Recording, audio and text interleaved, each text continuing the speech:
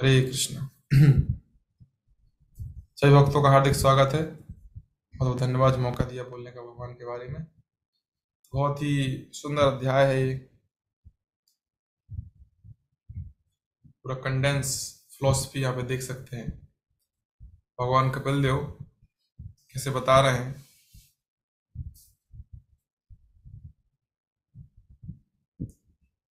कि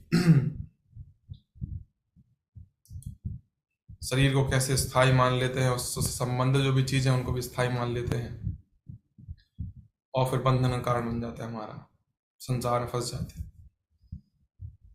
तो इसी ऊपर चर्चा करने का प्रयास करेंगे। थोड़ा सा पीछे जाएंगे। तीसरा श्लोक है आज का। पिछले दो श्लोकों में क्या चर्चा किया गया, थोड़ा चर्चा करेंगे, उसको रिवाइज करेंगे, फिर आज के श्लोक पर थोड़ा सा चर्चा करने का प्रयास करेंगे। भाई पूरा चैप्टर ऐसे ही है, पूरा ऐसे ही बताया गया है। और सिमिलरली प्रहलाद महाराज भी अपनी शिक्षाओं में बताते हैं, फिर भगवान ऋषभदेव भी यही शिक्षाएं देते हैं। हाँ, इसी के बारे में बताते हैं। भागवतम में अलग अलग जगह इस प्रकार की शिक्षाएं हमको देखने को मिलती हैं। उसका उद्देश्य क्या है कि हमें अपने आप को परखना है, हम कितने पानी में हैं और कैसे अनासक्त होना है। तो समस्या भी है लेकिन समाधान भी भगवान देते हैं उसमें, साथ साथ में प्रॉब्लम होती है उसका समाधान भी भगवान देते हैं। जैसे एक पहला नंबर श्लोक में बताते हैं कैसे जो है काल की शक्ति के बारे में बताते हैं कि समय कितना बलवान है।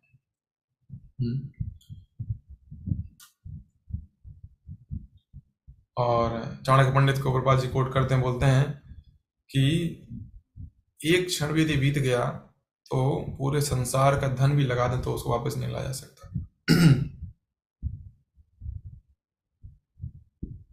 और जीवन भी कैसा है, मनुष्य जीवन कैसा है, कमल डल जल जीवन टलमल।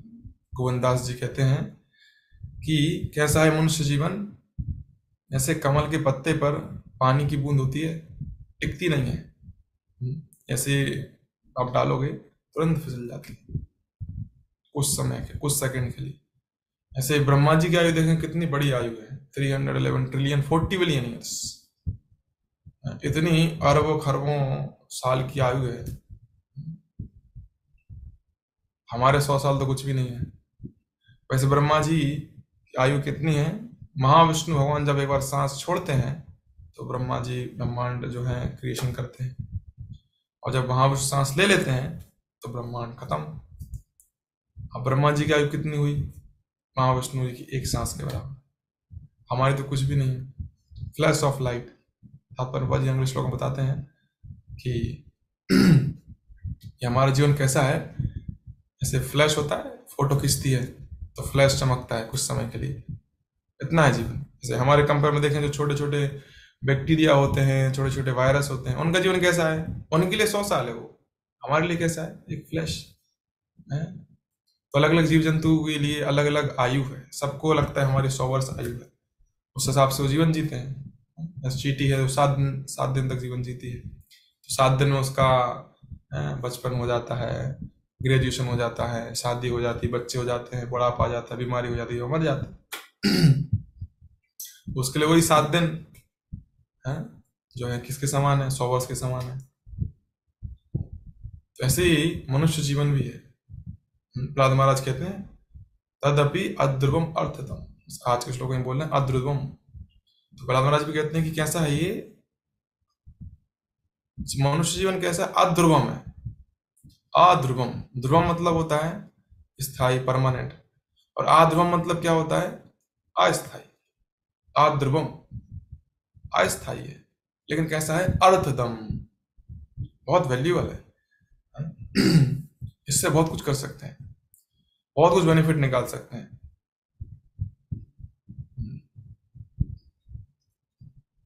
और प्रहलाद महाराज भी बताते हैं, अपनी शिक्षा में आपने सुना होगा कि कैसे 100 वर्षों को वो कैसे बांट देते हैं। मनुष्य जीवन में 100 वर्ष होते हैं। देखिए पूरे 84 लाख योनियों में मनुष्य जीवन को बहुत हाँ, बुद्धिमान बताया गया है और बहुत गुणगान किया गया है। बहुत अलग भागवतम में अलग अलग जगह पर भगवान इसके बारे में बताते हैं, और कैसे मनुष्य जीवन में क्या करना चाहिए क्या नहीं करना चाहिए उसके बारे में बताते हैं, कितना सतर्क रहना चाहिए इसमें हमको। तो 100 वर्ष की आयु होती है, तो 100 वर्ष की आयु में प्रहलाद महाराज बोलते हैं कि 25% सोने में निकल जाता है।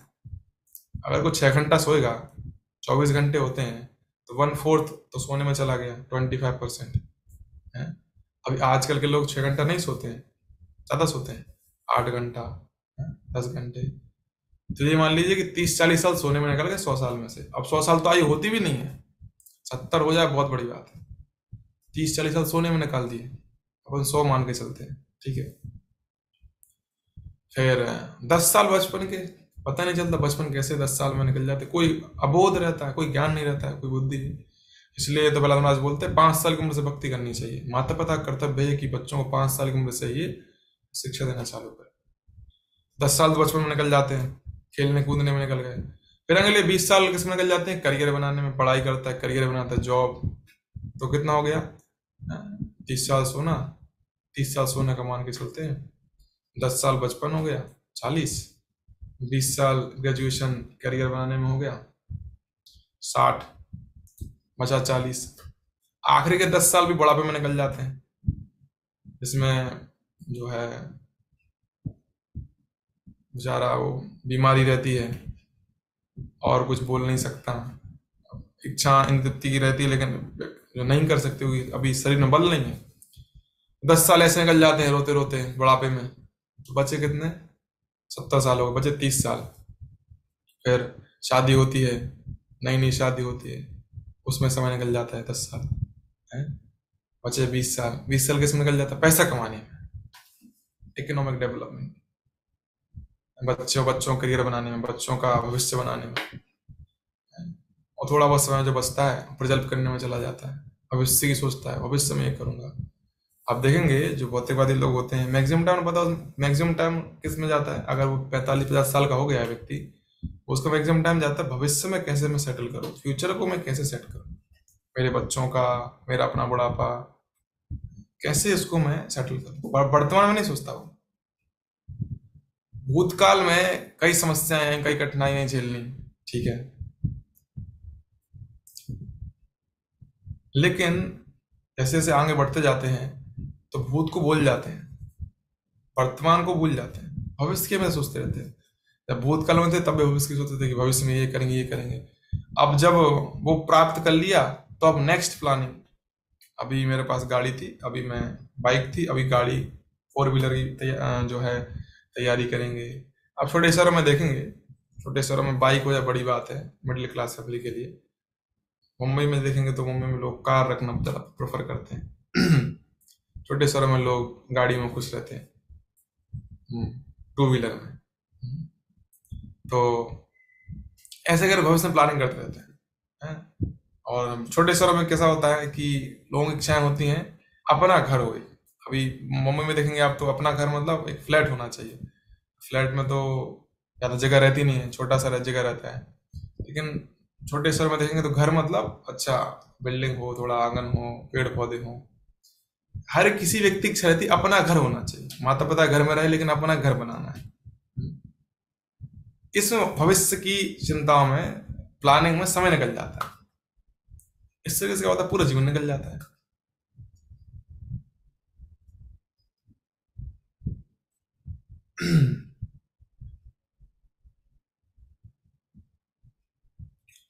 और मनुष्य जीवन इतना वैल्यूबल जो मनुष्य जीवन मिला है उसके बारे में कुछ बेनिफिट ले नहीं पाते।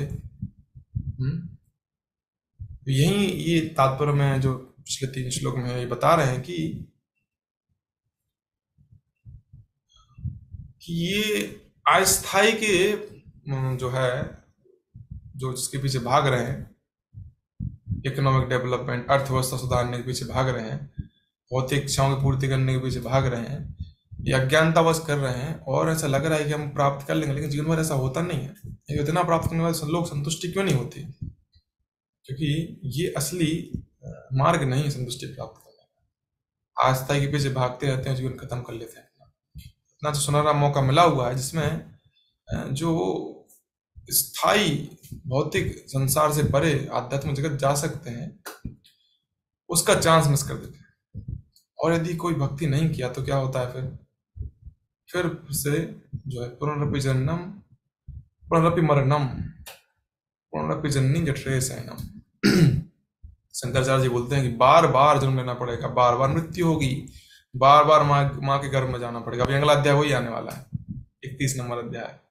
कैसे जो बद्ध जीव होता है, छोटा शिशु माँ के गर्भ में कैसे रहता है। तो वही मुझे नरसिंह भगवान से प्रार्थना करना चाहिए कि अगला जन्म ना हो, और इस जन्म में सीरियसली भक्ति करें और भगवान अपने धाम बुला लें। और फिर दूसरे नंबर श्लोक में बताते हैं कि काल कितना शक्तिशाली। भगवान बोलते हैं कालो अस्मि लोकक्षय प्रवृत्तो, मैं काल रूप में सब कुछ नष्ट कर दूंगा। आप कितना ही कुछ जो है बचा के रख लो, कितना कुछ मेहनत करे कमाओ। तात्पर्य जी बता रहे हैं कि लोग बहुत मेहनत करते हैं, बहुत कुछ इकट्ठा करते हैं, लेकिन समय सब नष्ट कर देते हैं। यही हमको ज्ञान प्राप्त करना, इसी ज्ञान से अज्ञानता को काटना। आगे हम चर्चा करेंगे अज्ञानता है और अज्ञानता क्या जो है इसका सॉल्यूशन है, कैसे नष्ट कर सकते हैं। अज्ञानतावश लोग इतना इकट्ठा एक्युमुलेट करते हैं, देखते हैं। इसलिए तो यक्ष जो हैं युधिष्ठिर महाराज से पूछते हैं कि सबसे बड़ी आश्चर्य की बात क्या है युधिष्ठिर महाराज संसार में। युधिष्ठिर महाराज बोलते हैं अहानि हानि भूतानि गच्छन्ति हिमालयम्। लोग देख रहे हैं कि मेरे दादाजी मरे, मेरे परदादा मर गए, मैं उनको शमशान तक ले गया था, अग्नि दी, देखा इतना कुछ कमाया, कुछ साथ में लेके जा नहीं पाए, खाली हाथ आए थे, खाली हाथ चले गए। लेकिन उसको लगता है कि मैं अभी नहीं मरूंगा, मैं अपनी इच्छाओं की पूर्ति कर लूंगा। ये अज्ञानतावश लगता है। प्रयास भी करते हैं, लेकिन अल्टीमेटली क्या हाथ मिलता है? निराशा हाथ मिलती है। काल इतना शक्तिशाली है, कितना ही हम एक्युमुलेट कर लें, वेल्थ कर लें, नेम फेम कुछ भी इकट्ठा कर लें, लेकिन समय के साथ नष्ट हो जाएगा। धरती माता कहती हैं, एक जगह बोलती हैं भागवतम में, कि लोगों को लगता है, लोग बोलते हैं ये जमीन मेरी है, मेरा इस पे अधिकार है। बोलती हैं धरती माता, हंसती हुई बोलती है कि कई आए और कई राजा चले गए। कई राजा आए, उन्होंने क्लेम किया कि मेरी जमीन है, मैं इसका राजा हूं, और चले भी गए, वो मृत्यु हो गई उनकी। लेकिन मैं अभी यहीं पर हूं। कई बड़े बड़े देखिए मुगल साम्राज्य आया, सिकंदर आया, सबने शासन किया, लेकिन समय ने, काल ने सबको नष्ट कर दिया। मृत्यु जो है परम सत्य है, इसको कोई झुटा नहीं सकता। ऐसा कोई नहीं हुआ जिसकी मृत्यु नहीं होती। भगवान स्वयं गीता में बोलते हैं जातस्य ध्रुवम मृत्यु ध्रुवम जन्म मृतस्य च। इसका जन्म हुआ है, मृत्यु निश्चित है उसकी। तो जब मृत्यु निश्चित है तो अध्रुवम के पीछे नहीं भागना चाहिए, ध्रुवम है उसके लिए प्रयास करना चाहिए। और फिर जो है आज कुछ लोग हमारा सुंदर तरीके से बता रहे हैं कि तथा कथित सुख के लिए भौतिकवादी द्वारा जो जो वस्तुएं, 3 नंबर श्लोक में बता रहे हैं आज के श्लोक में, कि विभ्रमित भौतिकतावादी व्यक्ति यह नहीं जानता।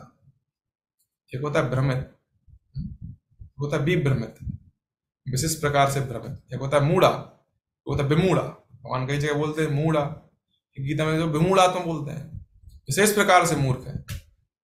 तो यहाँ पे यही उपमा दी जा रही है भौतिकतावादी व्यक्ति की। विभ्रमित भौतिकतावादी व्यक्ति यह नहीं जानता कि उसका यह अपना यह शरीर अस्थायी है, और घर जमीन तथा संपत्ति जो शरीर से संबंधित है, ये सारे आकर्षण भी क्षणिक हैं, और अपने अज्ञान के कारण ही हर वस्तु को स्थायी मानता है। तात्पर्य बताते हैं कैसे बाहर के लोग सोचते हैं, जैसे हम बोल रहे हैं कि भौतिकतावादी लोग हैं वो कैसे हैं, विभ्रमित हैं, क्रेजी हैं। तो वो लोग भी बोलते हैं कि जो हरे कृष्णा डिवोटी वो भी क्रेजी हैं। प्रभुपाद जी ने इस पर आर्टिकल लिखा था 1970s में, एक आर्टिकल लिखा था हु इज क्रेजी। हाँ, कि क्रेजी कौन है, पागल कौन है। और अच्छे से एक्सप्लेन किया था कि जो अस्थाई के पीछे भाग रहे हैं वो पागल हैं, कि एक दिन ये नष्ट होने वाला है। हम जिसके लिए प्रयास कर रहे हैं वो एक दिन खत्म हो जाएगा। उसके लिए प्रयास करना चाहिए जो भागवत में कहा गया है, जो तीनों लोक में मिलना दुर्लभ हो उसके लिए प्रयास करना चाहिए। आहार निद्रा भय मिथुन तो पशुओं को ही मिल जाता है, लेकिन तीनों लोकों में दुर्लभ है। क्या दुर्लभ है तीनों लोकों में? भक्ति दुर्लभ, उसको प्राप्त करने का प्रयास करना चाहिए, उसमें परफेक्शन लाने का प्रयास करना चाहिए। फिर यहाँ बताते हैं तात्पर्य जी कि क्योंकि वह अपने शरीर को स्थायी मान बैठता है, अपने शरीर के साथ ही वह अपने घर, देश, समाज तथा अन्य साज सज्जा को भी स्थायी मान लेता है। अतः ग्रह चित्त स्थाप्त वित्तयो जनस्य मोहयम अहम ममेति। सुखदेव गोस्वामी बताते हैं कि जैसे यहाँ बता रहे हैं कि जो घर है, देश है, संबंधी, समाज, इनको अपना मान लेता है और मैं और मेरा के चक्कर में फंस जाता है। ये मेरा है, ये मैं हूँ, ये मुझसे संबंधित है, ये मेरी प्रॉपर्टी है, ये मेरा परिवार है, ये मेरा देश है, मेरा मेरा मेरा, और मैं ऐसा हूँ, मैं वैसा हूँ, मैं इतना अमीर हूँ, मुझे ये करना है। बस इस चक्कर में फंस जाता है और ये अज्ञानता के वश होता है। और बहुत सुंदर बता रहे हैं, आगे बता रहे हैं कि घर, जमीन आदि को स्थायी मान बैठना माया मोह कहलाता है। यहां पर इसका स्पष्ट उल्लेख हुआ है, मोहात ग्रह चित्र वसूनी, मोहवश ही भौतिकतावादी अपने घर, अपनी भूमि अतः अपने धन को स्थायी मानते हैं। मोहवश, अज्ञानतावश। इसी मोह से पारिवारिक जीवन, राष्ट्रीय जीवन तथा आर्थिक विकास की वृद्धि हुई है। अभी ऐसे समाज में रहते हैं, अब सपोज करिए कोई घर में रहता है, उसके आस पड़ोस में लोग रहते हैं। अभी उसको किससे मोह रहता है? अपनी फैमिली से मोह रहता है, अपने परिवार से, बच्चों से, अपनी प्रॉपर्टी से मोह रहता है। अगर ये मोह नहीं होगा तो मेहनत करेगा क्या? वो नहीं करेगा, है कि नहीं? अभी उसका मोह नहीं है,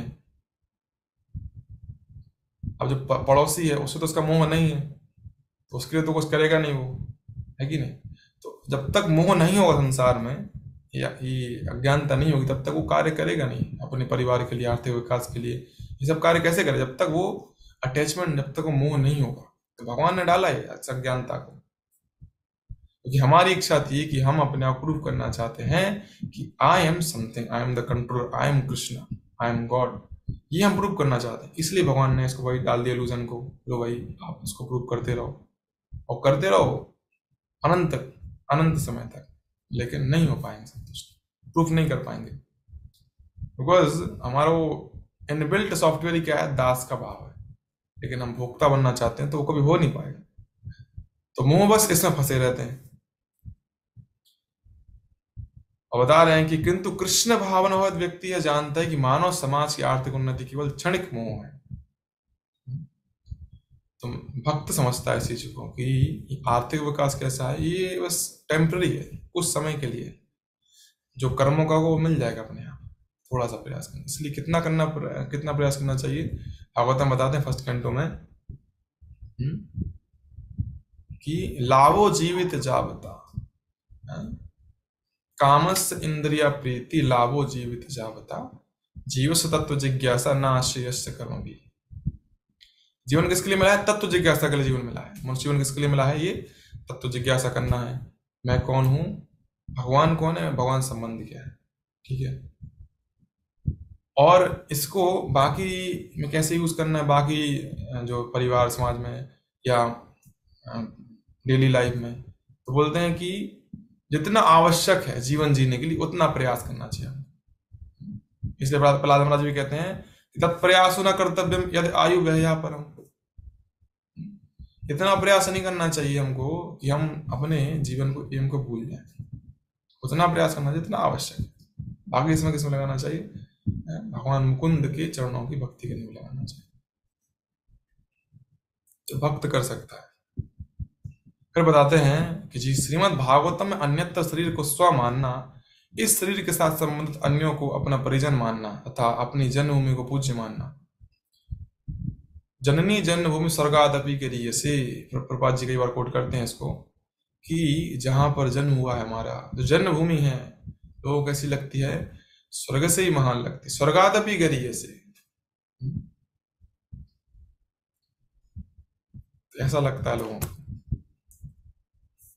पाश्विक सभ्यता की उपज घोषित किया गया है, इसको क्या माना गया है? Animal civilisation. किंतु कृष्ण भक्त हो जाने पर मनुष्य इन सब का उपयोग भगवान की सेवा में करने में कर सकता है। हमारा परिवार, संबंधी, धन, इस सब का उपयोग किसमें, भक्ति किसमें कर सकता है? भगवान की सेवा में कर सकता है। इसलिए भक्त ठाकुर कहते हैं ना, भजन में लिखते हैं कि जो भी मेरे सुत पुत्र जो भी हैं, आर्य की चुनाई, तुम्हें माता बंधु, ये सब जो कौन है? ये सब आपके ही दास हैं। ठीक से बोलते हैं, पूरा बहुत सुंदर भजन है। इसमें बोलते हैं, भक्ति ठाकुर जी लिखते हैं कि ये जो संबंधी हैं सब कौन है? ये सब आपके दास हैं, मैं भी आपका दास हूँ। मैं कौन हूँ? मैं एक निमित्त मात्र हूँ, मैं भी इनका सेवक हूँ। मेरा उद्देश्य क्या है? इनको आपकी भक्ति में लगाना। सबका उपयोग क्या? भगवान का भक्त किसमें करता है? सबका उपयोग भगवान की सेवा करने में करता है। तो अब इस अज्ञानता जिसकी चर्चा की जा रही है यहाँ, बहुत सुंदर तरीके से प्रभुपाद जी बता भी रहे हैं, ये सब अज्ञानता के वश होता है। ऐसा नहीं कि हम पूरे अज्ञानता से मुक्त हो चुके हैं, हमारे अंदर भी अज्ञानता है। जब हम तमोगुण रजोगुण में ग्रसित हो जाएंगे तो हम भी अज्ञानता में फंस जाएंगे।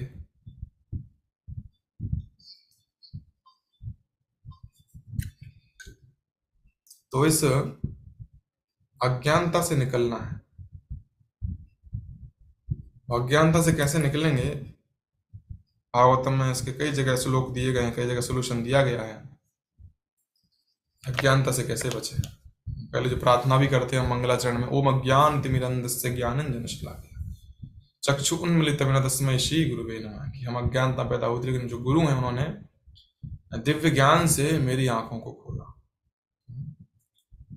तो गुरु ने तो कृपा कर दी हमारे ऊपर, लेकिन अभी हमको क्या करना है? तो वो हम यहाँ देखते हैं क्या बताते हैं। यहाँ पर मैं 8th कैंटो पढ़ रहा था, 8वां स्कंद, उसके 24वें अध्याय में सत्यव्रत महाराज, भगवान जब मत्स्य अवतार रूप प्रकट होते हैं, भगवान मत्स्य अवतार रूप प्रकट होते हैं, बड़ी सुंदर प्रार्थनाएं करते हैं। वो बहुत सुंदर प्रार्थनाएं 8th कैंटो 24 चैप्टर में। और यहाँ पर 47 और श्लोक में बताते हैं, बोलते हैं जनो अबुदोयम निज कर्म बंधना। ये भौतिकतावादी व्यक्ति की स्थिति बता रहे हैं और अपने आप को भी इसमें व्यक्त कर रहे हैं, हालांकि वो तो नम्रता के कारण व्यक्त कर रहे हैं। सुखेक्षया कर्म समीत असुखम यत् सेवया ताम बदिनोति सन्मतिम क्रमथिम स भिन्द्यात् हृदयम सनो गुरुहु। बोल रहे हैं जनो अबुदोयम निज कर्म बंधना।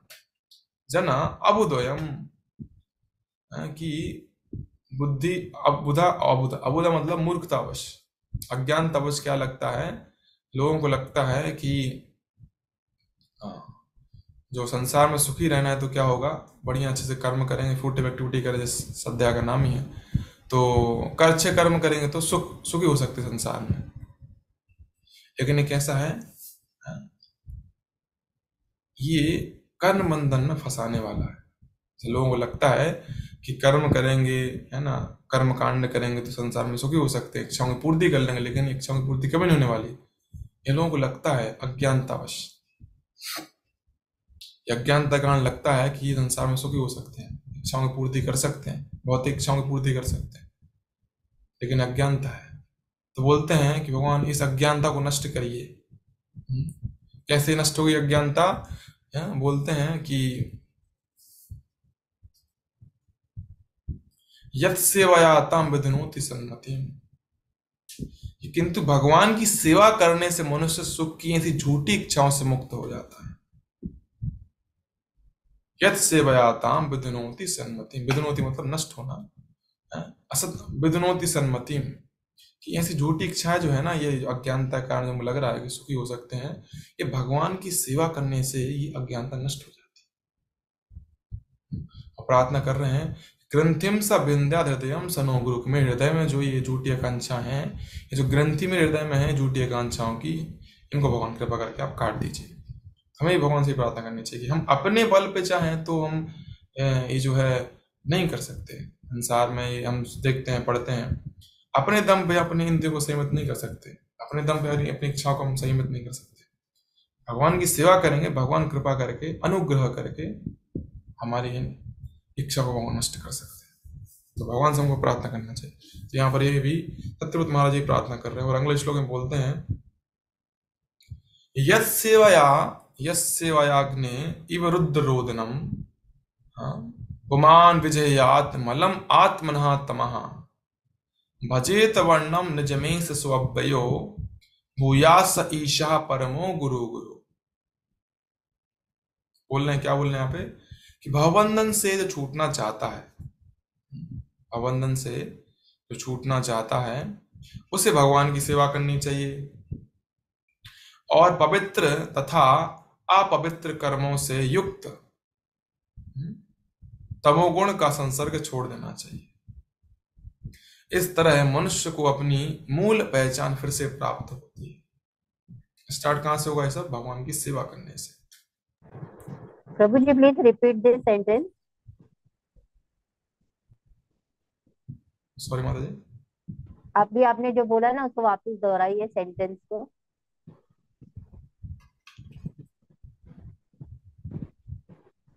अभी आपने जो बोला ना प्रभु की सेवा करनी चाहिए और can't able to hear. I have to use earphone. Can you text? Someone text. She wants to know what did you say now. She wants you to repeat the sentence. Screen को share करो, आप ये बोल रहे हैं नहीं नहीं share नहीं करने का। अभी आपने जो बोला ना, अभी आपने जो टेक्स्ट से करना। योगी, पढ़ा I ना, don't think you should interrupt him now. Ask him after class because they will lose the trend. Okay, sorry sorry प्रभु जी, आप कंटिन्यू कीजिए, आप कंटिन्यू कीजिए।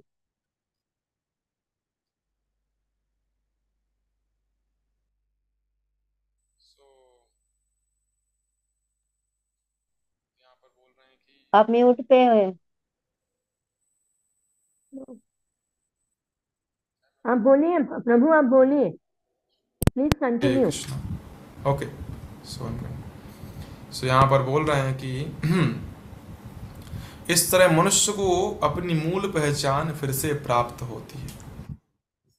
इस प्रकार अग्नि में तपाने पर चांदी या सोने का टुकड़ा अपना सारा मल छुड़ाकर शुद्ध हो जाता है।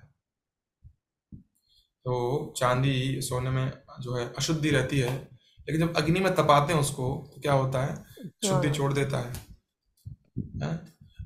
उसी तरीके से तात्पर्य बताते हैं श्लोक में कि हमको भी तपस्या करके जो हमारे अंदर जो अपवित्रता आ गई है, जो कंटेमिनेशन आ गया है, उसको तपस्या करके खत्म करना चाहिए। तपस्या क्या है? वो वही जो श्रद्धेय भगवान बोलते हैं दिव्य तपस्या, गुरु निर्धारित करते हैं, वो तपस्या करके हम अपने आप को शुद्ध करना चाहिए।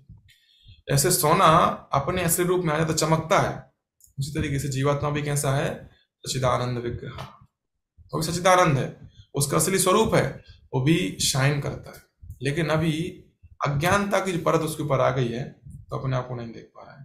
तपस्या करने से क्या होगा? वो अपने असली स्वरूप में आ जाएगा, वो भी सच्चिदानंद बन जाएगा, उससे आ जाएगा। तो यहाँ पर ये प्रार्थना कर रहे हैं सत्यव्रत महाराज कि इस अज्ञानता को भगवान काटिए, और ये कैसे कटेगी? आपकी सेवा करने से कटेगी।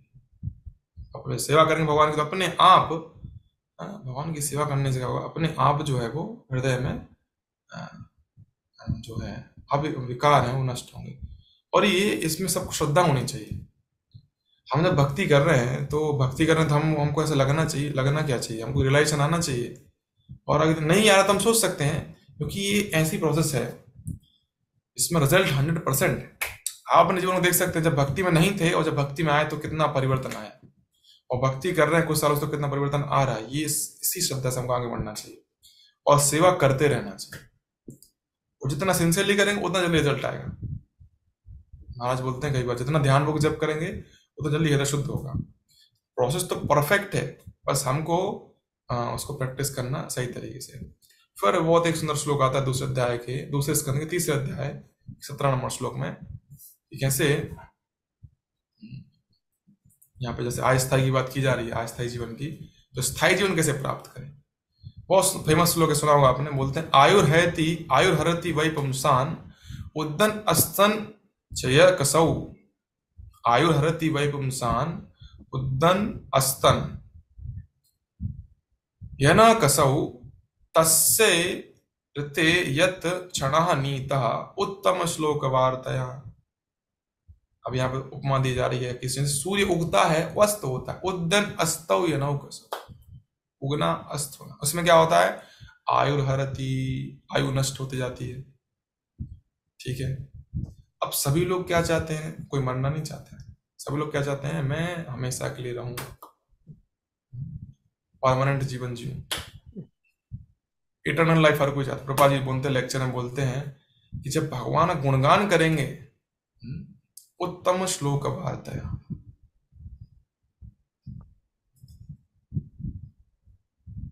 जो व्यक्ति अपने समय को किसमें लगाएगा, भगवान कृष्ण का गुणगान करने में, वो इटर्नल लाइफ प्राप्त कर सकता है, उसकी मृत्यु नहीं होगी। प्रभुपाद जी बोलते हैं मृत्यु ना होने का अर्थ क्या है, वो इटर्नल लाइफ की ओर जा रहा है। भगवान गुणगान करेगा तो क्या होगा, जो है वो भगवान के धाम जाएगा, और फिर से जन्म मृत्यु के चक्कर में नहीं जाना पड़ेगा उसको। और जो नहीं कर रहा है भगवान गुणगान, तो क्या होगा, हर समय उसकी मृत्यु हो रही है। सूर्य उग रहा है, अस्त हो रहा है, तो क्या हो रहा है, उगने अस्त होने में क्या हो रहा है, आयु हर रही, आयु हरती, आयु नष्ट हो, आयु क्षीण हो रही है। लेकिन वही सूर्य का उगना अस्त होना एक भक्त को प्रभावित नहीं कर सकता, क्योंकि भगवान गुणगान कर रहा है। यदि वो भगवान गुणगान करने अपने समय को लगा रहा है, तो डेफिनेटली है कि उसका अमर होना निश्चित है, तो निश्चित ही स्थायी जीवन प्राप्त करेगा। तो हर कोई चाहता है जीवन कैसा मिले, बढ़िया जीवन हो, लेकिन प्रयास गलत जगह कर रहे हैं। तो कहीं कहीं कहीं हमारे अंदर भी भाव कभी कभी आ जाता है, हमको भागवतम पढ़ के इस ज्ञान के द्वारा भगवान की सेवा कर, भागवतम पढ़ने भगवान की सेवा है, और एक फिजिकल सेवा भी होती है भगवान की, भगवान के विग्रहों की सेवा, प्रचार की सेवा। तो जो भी घर में सेवा करते हैं भगवान के विग्रहों की, अच्छी बात है। जो नहीं करते, विग्रह घर में नहीं है तो कोई बात नहीं, फोटो रखी भगवान का और स्टार्ट करिए भगवान की सेवा करना, भगवान को भोग लगाना, भगवान को जल अर्पित करना, मतलब भगवान को पानी भोग लगाना, तुलसी पत्र ऑफर करना भगवान को, भगवान का श्रृंगार करना। माता अच्छे से सेवा कर सकती है भगवान की, तो इसमें क्या होगा, हमारी चेतना भगवान में लगेगी। जब चेतना भगवान में लगेगी तब अपने आप मन शुद्ध, हृदय शुद्ध होगा, और जो है भगवान का गुणगान करने में, भगवान की भागवतम पढ़ने में, उसका प्रचार करने में, दूसरों को बताने में, दूसरों को नहीं, कम से कम खुद को ही बताइए, खुद को बार बार याद दिलाइए भगवान के गुणों को। इससे ऐसा करने से इस संसार से मुक्त हो सकते हैं, और भगवान का जो वैकुंठ जगत है वहां पर जा सकते हैं। बहुत धन्यवाद, हम ये विराम करेंगे, किसी को प्रश्न है तो पूछ सकते हैं।